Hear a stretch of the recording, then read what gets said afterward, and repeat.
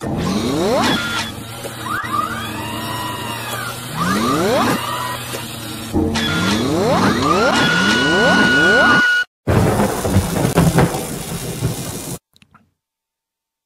this is Ken for the Information Nation, bringing you more stuff. That's right, more stuff.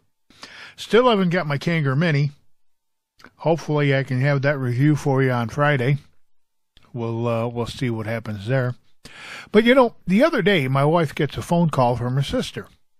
And her sister says, "Oh my God, did you see the thing that was on the news about vaping? And there's formaldehyde in there, and it's 10 times more dangerous than it is for cigarettes." And my sister-in-law went off the hook. So my wife asked me, and I said, "Well, yeah, I've seen some of the reports on it." I told her, I says, "It's all BS, but that's besides the point." So anyhow, Mount Baker Vapors sent. I'm subscribed to their newsletter, and they sent me this article, and I thought you'd find it interesting. This is from the 23rd of January, 2015. The truth behind the formaldehyde scare. Recently, a study was published in the New England Journal of Medicine regarding the existence of formaldehyde in e-cigarette vapor. In fact, based on the conclusions stated in this study, e-cigarette vapor may contain more formaldehyde than traditional cigarette smoke. However, is that the whole story? More than likely not, because these scientists don't know what in the hell they're talking about to begin with. And the reason I can qualify that is the fact that they need funding. So what are they going to do? They're going to sway things to what they think. See, a lot of these scientists today, science is supposed to be the search for truth. That's it. No matter where the evidence leads you, it's the search for truth. Unfortunately, today, a lot of scientists go into a study with pre-existing ideas in their head, and they make the science fit their ideas rather than their ideas be formulated by the science. So anyhow, let's start by taking a look at findings from the New England Journal of Medicine. If you go to this Mount Baker Vapor site, and they've got a link to the New England Journal of Medicine. Formaldehyde is a known degradation product in propylene glycol that reacts with propylene glycol and glycerol during vaporization to produce hermacidals. In many samples of the particular matter in vaped e-cigarettes, more than 2% of the total solvent molecules have converted to formaldehyde-releasing agents, reaching concentrations higher than concentrations of nicotine. Here we present results of an analysis of commercial e-liquid vaporized with the use of a tank system e-cigarette featuring a variable voltage battery. At low voltage 3.3 volts, we did not detect the formation of any formaldehyde-releasing agents. At high voltage 5 volts, formaldehyde was detected as formaldehyde-releasing agents. Extrapolating from the results, high voltage and e-cigarette, basically what they're saying is they jacked it up as high as they could possibly get it to 5 volts, and they went, "Oh my God!" Ah! Anyway, let's take a look a little bit farther down as to what they did. See, this is the whole thing. They're giving you this, but let's look at what they did. And as you scroll down, you start to find out as you read that what they did was they burned the coil and they burned the cotton, and that's when they got the high levels of formaldehyde. At extremely high wattages. A lot of people in the vaping community know about Dr. Farcellino. He published an article, The Deception of Measuring Formaldehyde in E-Cigarette Aerosol. This is what he concluded. There are many major issues in that study. The authors failed to realize that voltage levels provided no information about the thermal load of an e-cigarette device. As a result, we do not know how many watts were applied to the atomizer. However, there is a way to approximate this.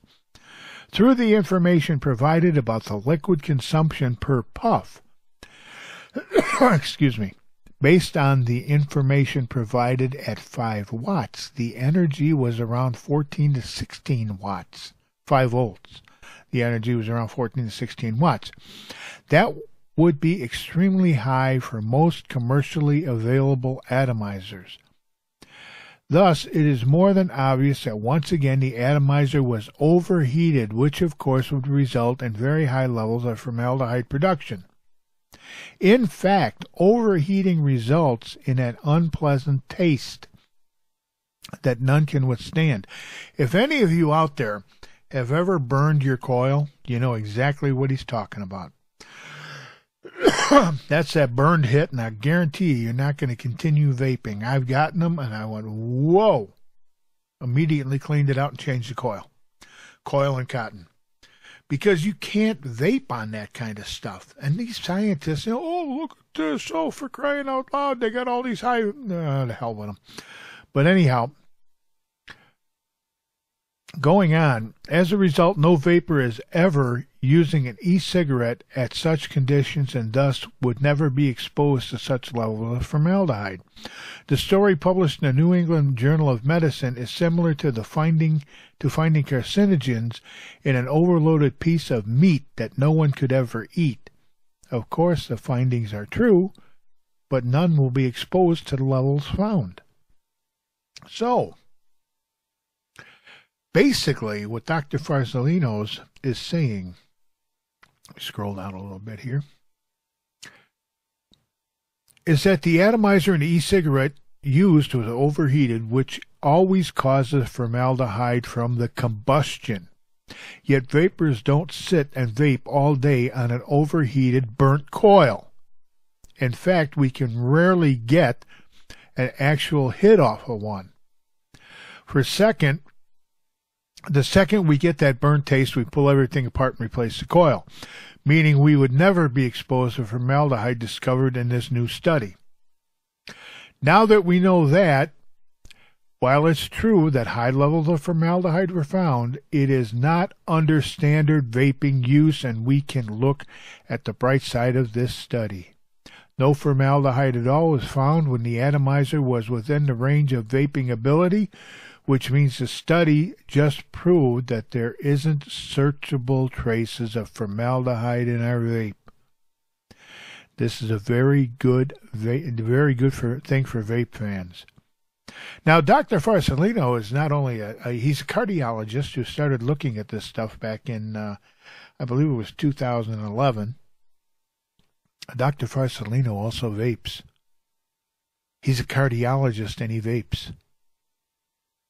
So anyhow, in summary, while the first study may seem to be indicating that there's extremely high levels of formaldehyde in our vape, closer inspection shows quite the opposite. If you are not vaping on an overheated atomizer in a burnt coil, you aren't inhaling any searchable levels of formaldehyde. I encourage each of you to look closely at the reality surrounding the information being given you by the mainstream media, especially when it comes to e-cigarettes.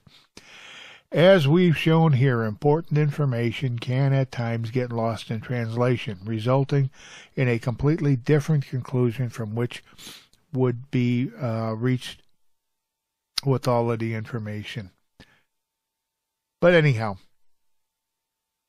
the bottom line is vaping is safe. They haven't found anything. You know, they could say automobiles are not safe if you drive them at 125 miles an hour into a brick wall or a steel pole. Oh, they're not safe. You know, I've ridden motorcycles for years, and I listen to some of the BS coming out of the people who hate motorcycles. This is the problem. It's not that the science is bad science. It's the fact that these people have presupposed ideas, and they're going to push their narrative on the news media, which the news media is going to go bonkers on it. See, it's no good for you because they're anti-smoking anyhow. I'm not anti-smoking. If someone wants to smoke, that's up to them. That is their choice. But stop messing with my vaping because it got me off of cigarettes, and I smoked cigarettes since I was 10 years old. I'm 63. And I stopped last year when I was 62. That's 52 years of smoking. And guess what? I stopped immediately when I started vaping, and I haven't touched a cigarette since. So don't turn around and start taking this away from me, or think you're going to do it. This is about two things: controlling vaping, and for the government so they can go and tax the hell out of it, because they're a bunch of scum-sucking bottom feeders. But hey, that's just my opinion. This has been Kent for the Information Nation, bringing you more stuff. I'm glad you could attend this. Hey, subscribe to the channel, give us a thumbs up, and just remember, in the meantime, in between time, ain't we got fun? Have a great day.